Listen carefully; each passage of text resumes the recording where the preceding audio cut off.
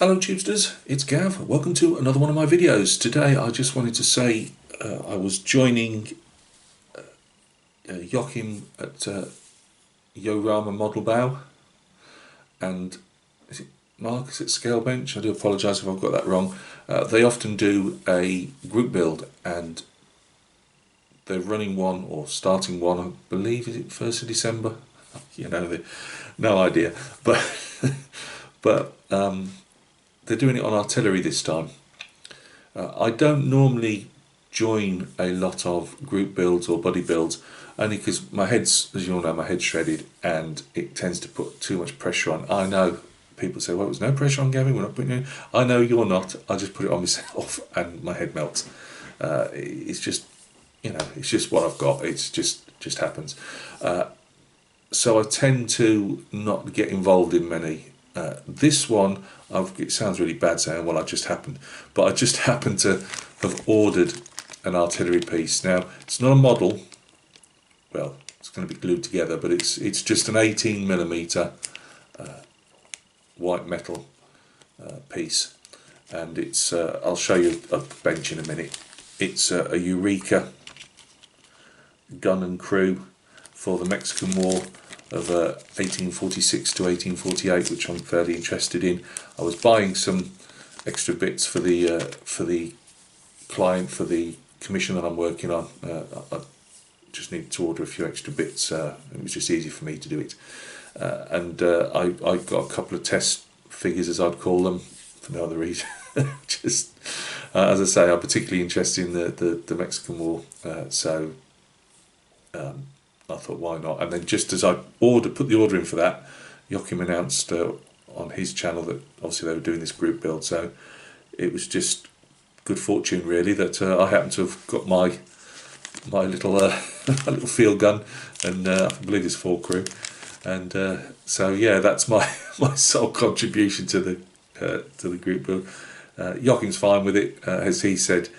If it's an artillery piece, if it's classed as an artillery piece, that's fine. You know, he's not saying you've got to have a scale model. So if there are any figure guys out there that would like to join the group build, then I'll put Joachim's link below, and hope, if I can remember, yeah, I'll put Joachim's link because I interact with Joachim a lot, so it's probably easy to do that.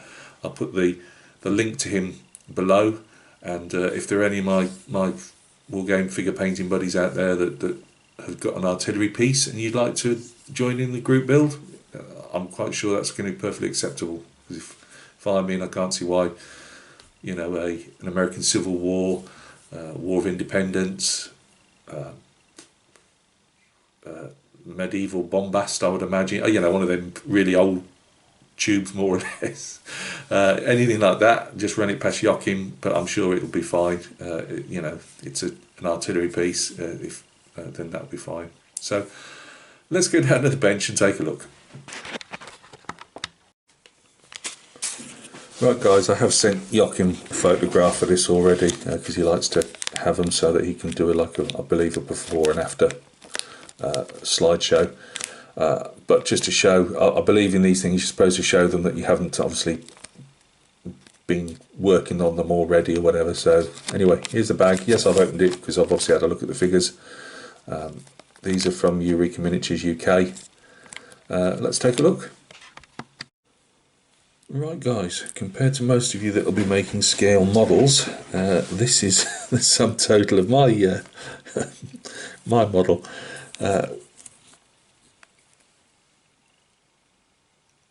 We've got the, I can never remember what they're called, trunnion? I can't remember.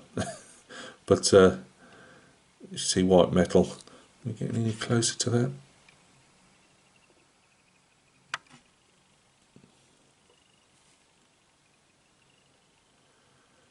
It's got the usual mould line. You always get these with these Canon on most. Just give me a little pointy stick. A mould line running down there. Have to be removed. I'll sometimes put a blunt. Let's move these out of the way because it doesn't want to focus. I will sometimes show the wood grain. Sometimes it's moulded in the wood grain, sometimes it's not, and sometimes I'll just put a few extra scratches with a scalpel in and that, not too deep but enough to show that there's some wood there. You've got a pre-moulded on rope, which I've seen on reenactors' guns. I've not tried to actually mount. Sometimes, I don't mean particularly this particularly, but on some other like AB and stuff, you might have to, you know, either file the axles or slightly enlarge the whole of the wheel with a file or something. So I don't exactly know how that's going to go yet, but I did mount the barrel on here, and I didn't know if this adjuster here was a bit too high, that might need to be taking a piece off to get it to sit where you want to, but again, that's nothing hard. We've got our barrel now. Famously, the Americans had it was like a, what do they call it? So much light artillery. I think they called it light artillery, but it was devastating to the Mexican army, to its infantry, even cavalry. I don't think it's so much that they were doing anything more than other armies had got, in the sense of what they'd got to work with. You know, a tube's a tube, you know, a barrel. I believe it was more that they'd been training like mad to mount up again and then ride to a different part of the battlefield, and just literally go where the heaviest fighting, where they could enfilade, so fire into the sides of the advancing enemy, things like that. And I do believe the major that came up with the idea, and for the life of me I can't remember his name at the moment, unfortunately a Mexican round shot went through his one leg, through his horse and out and through his other leg, I think, and he died a couple of days later. But I believe he was the one that came up with the idea of this. So yeah, that's obviously got to sit down, so we'll see where she sits on her wheels when I actually do it, but you might just have to just clip a bit off that adjuster if you want it at a particular angle. But yeah, fairly nice gun. I believe they were 6-pounders. This looks a bit bigger than a 6-pounder personally, but you know, I'm not sure.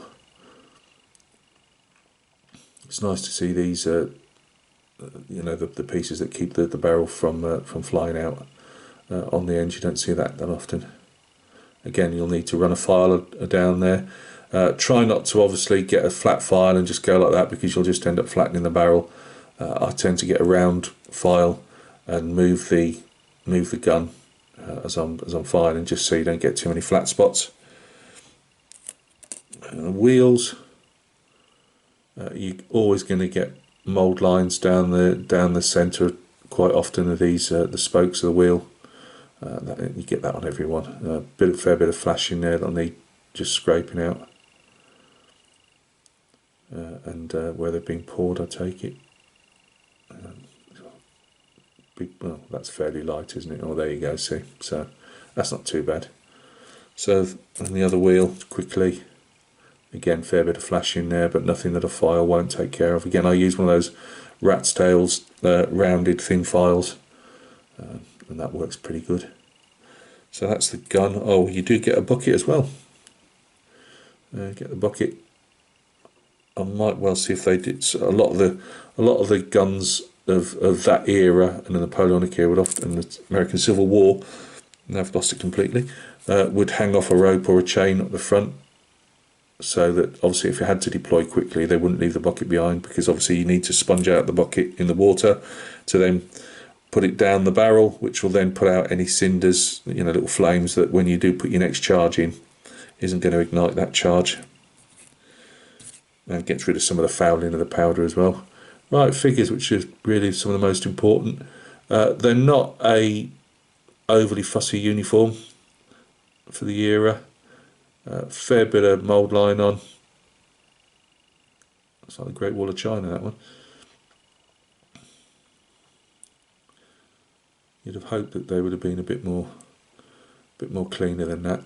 I don't know how old the moulds are, but again, you know, it's nothing that can't be solved with a scalpel and a file. But yeah, fair bit of mould line. Faces are quite nice, so again, these are all 18mm again. Got its nice sideburns on the side.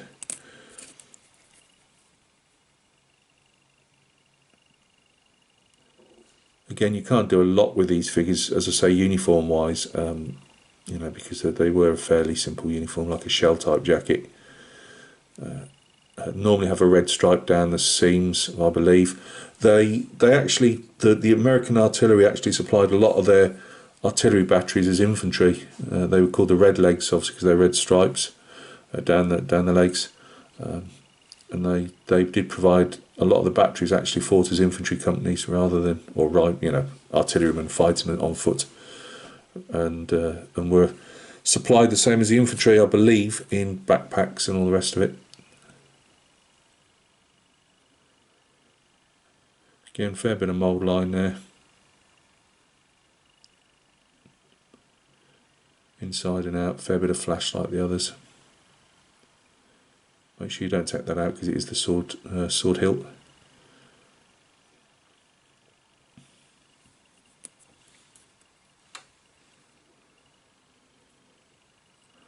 And there's our rammer.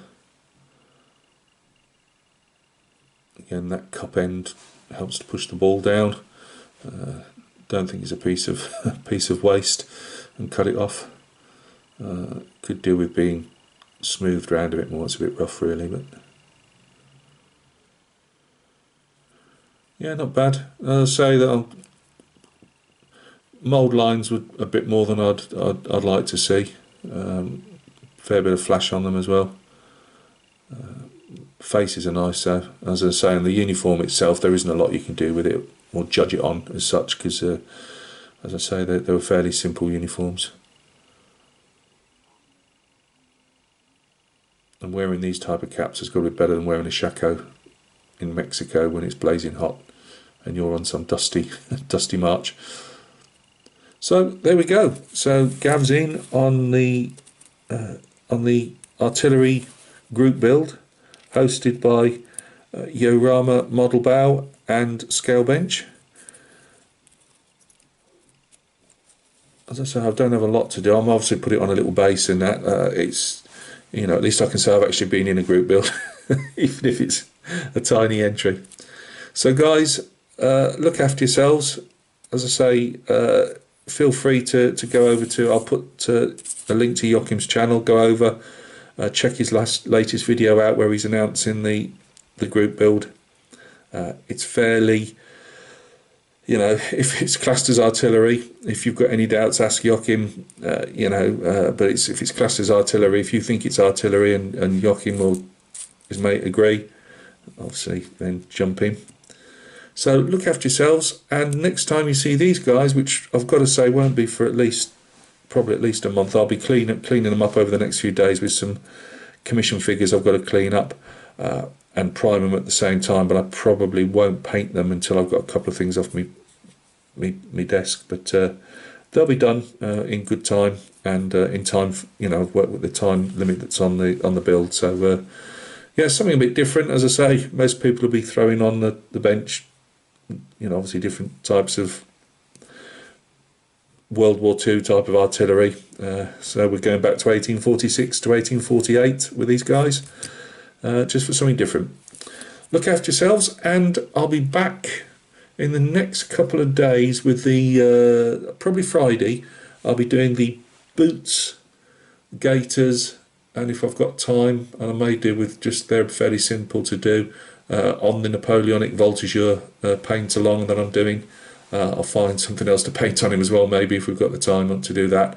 Then on the weekend, I may well have a 1 in 35 update on the Sherman tank. I'm busily sticking 1,000,001 bits of plastic to build the tracks up on those at the moment. So yeah, but yeah, please pop along to the artillery group build. As I say, there will be a link in the description should you wish to join, or just to have a look at what's going on. Take care, and we'll speak soon.